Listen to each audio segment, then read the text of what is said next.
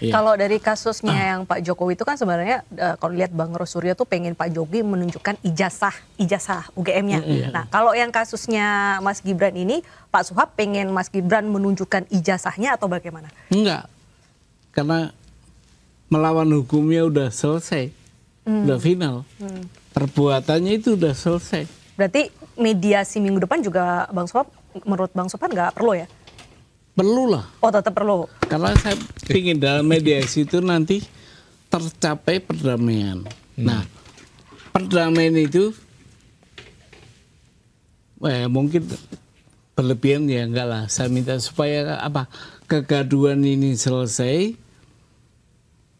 Gibran mundur dengan legowo. Karena saya udah menunjukkan cacat pendidikannya itu tadi. Oke. Nah, karena apa? Kalau berlanjut terus umpamanya di NU lah umpamanya punya saya, itu catat bawaan itu nggak hilang. Nah, kalau konsekuensi sebuah catat bawaan itu dapat dibatalkan, tidak batal demi hukum, makanya melekat dia. Gitu kan Pak? Ya, Pak dosen itu tahu. Iya. Kalau kita anggap sebagai sebuah dokumen ya, sebuah perjanjian kan gitu kan, ketika ada syarat subjektif ya, yang tidak terpenuhi, itu akhirnya kan dapat dibatalkan kan gitu. Dapat dibatalkan. Kalau syarat objektif yang tidak terpenuhi, itu adalah batal demi hukum misalnya kan gitu. Nah, misalnya kita membuat sebuah perjanjian, ternyata yang melakukan perjanjian itu tidak cakap ya, terus kemudian yang membuat perjanjian tidak sepakat, maka dapat dibatalkan kan yang itu. Yang paling dekat itu contohnya ada anak nikah di bawah umur. Nikah nah di itu bawah boleh, itu dapat dibatalkan. Iya. Nah itu kalau karena kurang syarat itu, subjektifnya tidak terpenuhi kan gitu. Dia tidak cakap melakukan suatu perbuatan hukum. Jadi kan. hukum itu logis, rasional, ketemu. Mau pidana mau perdata ketemu ya Pak. Tapi kalau misalkan kita dalam proses mediasi atau pembuktian ternyata memang saudara Gibran itu berhasil membuktikan bahwa itu benar, Bapak bersedia minta maaf atau ada langkah hukum lain? Gini, menurut keyakinan saya, yang saya bilang seterang matahari atau seterang matahari, rasanya nggak mungkin dia bisa membalik bukti saya. Oh, yakin udah pede nih ya. Pede. Berarti buktinya bukan ini doang sebenarnya. Iya, ada banyak ya. Ini sebagian lah. Ini spillnya. Karena ini kan masing-masing pihak itu kan akan berjuang kan untuk meyakinkan hakim kan ini. Jadi persoalan yang harus jadi catatan penting kan, ini kan akhirnya putusannya di hakim kan gitu loh. Tapi hakim kan harus berdasarkan sebuah keyakinan kan. Tapi keyakinan dalam konteks hukum itu kan tidak boleh imajinatif. Tidak boleh asumtif, berdasarkan alat bukti kan itu loh. Nah itulah bagaimana membangun sebuah alat bukti yang mampu membangun keyakinan dari hakim kan gitu, dan dua-dua belah pihak menjadi sama posisinya untuk saling membuktikan kan gitu, karena saling mendalilkan ijazah saya asli, ini buktinya, sebaliknya ijazahnya ini palsu, ini buktinya. Nah ini hakim yang akan menilai kan itu. Jadi gini, saya bisa ngebayangin yang bisa membalik bukti saya atau sejajaran dia hanya membuktikan bahwa dia sekolah SMA di Indonesia. Sekolah SMA di Indonesia. Atau ada penyetaraan di Indonesia. Nggak boleh penyetaraan, nggak boleh, karena Kepmen sudah bilang penyetaraan itu yang punya wewenang itu sekolahan yang mau dituju dan hanya untuk melanjutkan. Itu ada Kepmennya Pak. Tuh. Jadi nggak bisa untuk mencari jabatan. Penyetaraan itu nggak boleh. Dibatasi sama Kepmen ini. Kalau undang-undang pemilu hanya minta sekolah lain yang sederajat, bukan penyetaraan. Andai kata ada penyetaraan itu nanti juga nggak bisa dipakai. Menurut saya, kenapa? Domain undang-undang pemilu itu adalah operasional, undang-undang operasional untuk pemilu. Sementara Kepmen penyetaraan itu tunduk pada undang-undang pendidikan nasional. Jadi beda. Yang kita pakai sekarang undang-undang pemilu. Mintanya sekolah lain yang sederajat.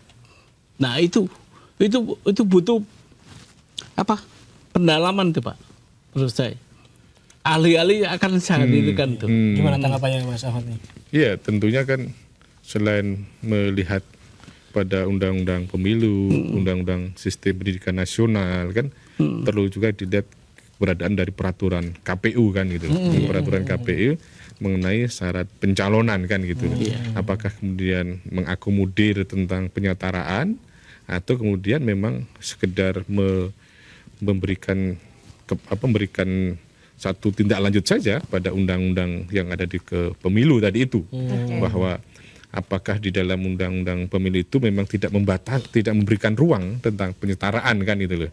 Kalau SMA atau sederajat kan gitu loh. Nah, apakah kemudian penyetaraan tadi itu bisa ditafsirkan sederajat kan itu. Nah, ini saya kira KPU yang akan memberikan semacam tanggung jawab tentang bagaimana bisa menerima pendaftaran tadi itu, sementara kemudian pendidikan SMA-nya ya di luar negeri kan gitu.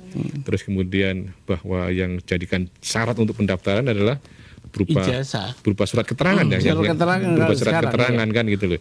Nah, apakah itu kemudian bisa diterima waktu itu sebagai pendaftaran? Tentunya harus diklarifikasi, dan mungkin Pak Suphan akan menghadirkan juga tentang bagaimana alat bukti berupa saksi dari KPU atau bagaimana. Disiapkan ya Bang berarti. Alat bukti apa yang akan dihadirkan? Masukan nih. Gini. Bukti surat cukup. Kalau di hukum perdata itu cukup formil, bukti surat.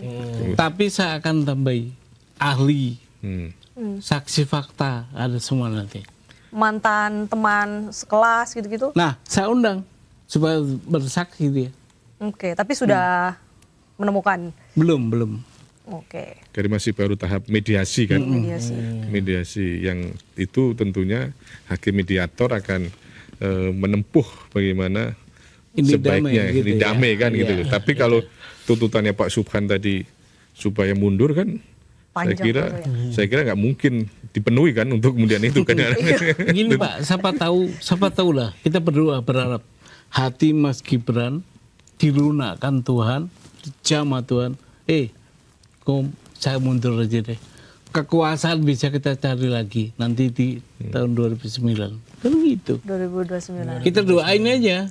Ya, tapi kalau boleh dong. Kalau sudah mundur mencalonkan lagi kan tidak bisa ya? Dia sekolah lagi. Sekolah lagi. Memenuhi syarat-syaratnya tadi.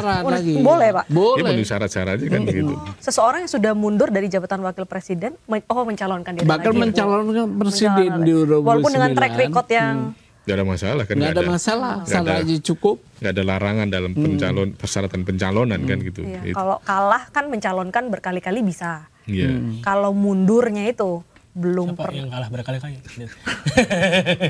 Saya calonkan jadi ketua RT, kalah mulu saya karena nggak pernah datang. Kayak gitu. Tapi kita ngomongin dari sisi KPU nih, tadi ngomongin Gibran kan.